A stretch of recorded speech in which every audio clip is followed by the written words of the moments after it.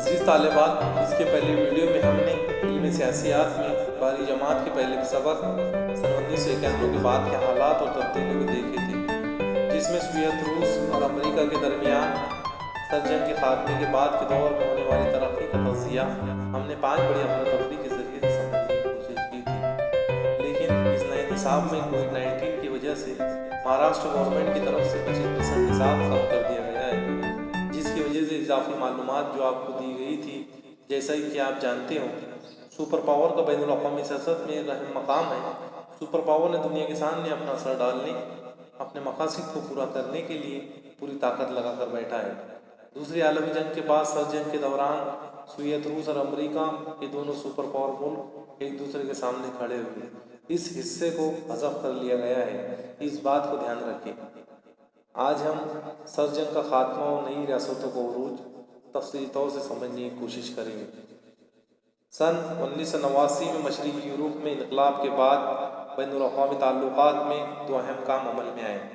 پہلا کام جو عمل میں آیا وہ یہ ہے کہ نسلی علاقائیت کا تصور جو حق خودداریت سیلف ڈٹرمنیشن پر قائم ہے، یعنی خود کے فیصلے کے حق پر منحصر نسلی قوم پرستی کی تائید، اور دوسرا 2 قطبیت کثیر الجہتی بائی پولرٹی کا خاتمہ۔ 2 قطبیت کا وجود 2 عالمی طاقتوں یونائٹڈ اسٹیٹ اور سوویت یونین کی وجہ سے قائم ہوا تھا۔ دنیا 2 عالمی طاقتوں میں تقسیم ہو چکی تھی، لیکن سوویت یونین کے ٹوٹنے کے بعد ان دونوں میں سے ایک قطب کا خاتمہ ہو گیا اور اس طرح کثیر الجہتی کا بھی خاتمہ ہو گیا۔ مشرقی یورپ کی ریاستوں کا انقلاب ایک ایسا انقلاب تھا جس سے متوسط یعنی مڈل کلاس پیدا ہوا۔ وہ زیادہ سے زیادہ آزادی اور معاشی خوشحالی کا مطالبہ کر رہے تھے۔ یہ وہ طبقہ تھا جو کمیونسٹ حکومتوں کا زیر اثر تھا اور سوویت یونین کا ان حکومتوں پر غلبہ و تسلط تھا۔ یہ طبقہ حکومت کے خلاف اٹھ کھڑا ہوا اور بالآخر اس کے نتیجے میں نئی جمہوری ریاستیں وجود میں آئیں۔ اتنا ہی نہیں، ان سے متاثر ہو کر سوویت یونین میں زیادہ خود مختاری آٹونومی کا مطالبہ کیا جانے لگا اور زیادہ سیاسی و معاشی آزادی کا مطالبہ بھی کیا جانے لگا۔ اسی دوران ان علاقوں کے لوگوں میں نسلی شناخت، ایتھک آئیڈینٹی کا احساس و مطالبہ زیادہ ہونے لگا اور نسلی شناخت کی بنیاد پر آزاد ریاست کی تعمیر و تشکیل کا مطالبہ بھی کیا جانے لگا۔ اس واقعات رجحان کی کچھ مثالیں یہ ہیں کہ یورپ میں نئی ریاستوں کی تشکیل کے انداز کو چند تبدیلیوں سے دیکھا جا سکتا ہے۔ چیکو سلواکیہ 2 ریاستوں جمہوریہ چیک اور سلاو جمہوریہ میں تقسیم ہوا۔ یوگوسلاویہ، کروشیا، سلووینا، سربیا، بوسنیا ہرزیگوینیا، شمالی مقدونیہ، مونٹی نیگروز میں تقسیم ہو گئی۔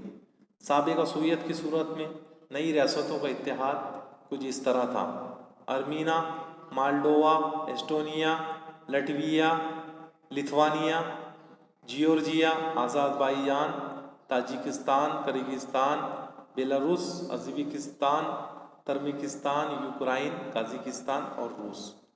نسلی قوم پرستی کی بنیاد پر، حق خودداریت سیلف ڈٹرمنیشن کی بنیاد پر نئی ریاستوں کی تشکیل کا رجحان دنیا کے دیگر حصوں میں بھی دیکھا گیا ہے۔ کچھ نئے ممالک جو آزاد ریاستوں کے طور پر ابھرے تھے، جیسا کہ ایسٹ تیمور انڈونیشیا سے آزاد، Eritrea independent from Ethiopia, Ethiopia سے آزاد، جنوبی سوڈان، سوڈان سے آزاد۔ نسلی قوم پرستی کی بنیاد پر آزادی کے مطالبے کے اس رجحان کو بھی چند معاملات میں دیکھا جاتا ہے، جیسا کہ کاٹالونیا اسپین سے آزادی چاہتا ہے، کوسوو سربیا سے آزادی چاہتا ہے، اس کی آزادی کو یورپ کے کچھ ممالک نے تسلیم کیا ہے۔ چیچنیا روس سے آزادی چاہتے ہیں۔ یہ تھی چند اہم معلومات جو آپ کو سرد جنگ کا خاتمہ و نئی ریاستوں کے عروج کے تعلق سے دی گئی ہے۔ آپ اس تمام تفصیلات کو اپنے کاپی میں درج کر لیں اور خاص طور سے آپ کو جو ہوم ورک دیا جا رہا ہے کہ یورپ میں نئی ریاستوں کی تشکیل کس طرح ہوئی، اس کو یاد کرتے رہے، اور جو سابقہ سوویت تھی اس کی جو صورت تھی نئی ریاستوں کا اتحاد اس میں کس طرح قائم تھا، اس کو بھی یاد کرتے رہے۔ اسی کے ساتھ نسلی قوم پرستی کی بنیاد پر حق خودداریت کی بنیاد پر نئی ریاستوں کی تشکیل کا رجحان دنیا کے دیگر حصوں میں بھی دیکھا گیا۔ کچھ نئے ممالک جو آزاد ریاستوں کے طور پر ابھرے تھے ان کے نام یاد کرتے رہے۔ اسی کے ساتھ میں اس بات کو بھی ذہن نشین کرتے رہے کہ نسلی قوم پرستی کی بنیاد پر آزادی کے مطالبے کے رجحان کو بھی جن معاملات میں دیکھا گیا ہے وہ کون کون سے ممالک جو آزادی چاہتے تھے اس کو بھی یاد کرتے رہیں۔ ناظرین اکرام، آپ تمام سے ایک اہم گزارش ہے کہ ہمارے اس یوٹیوب چینل کو سبسکرائب اور لائک ضرور کریں۔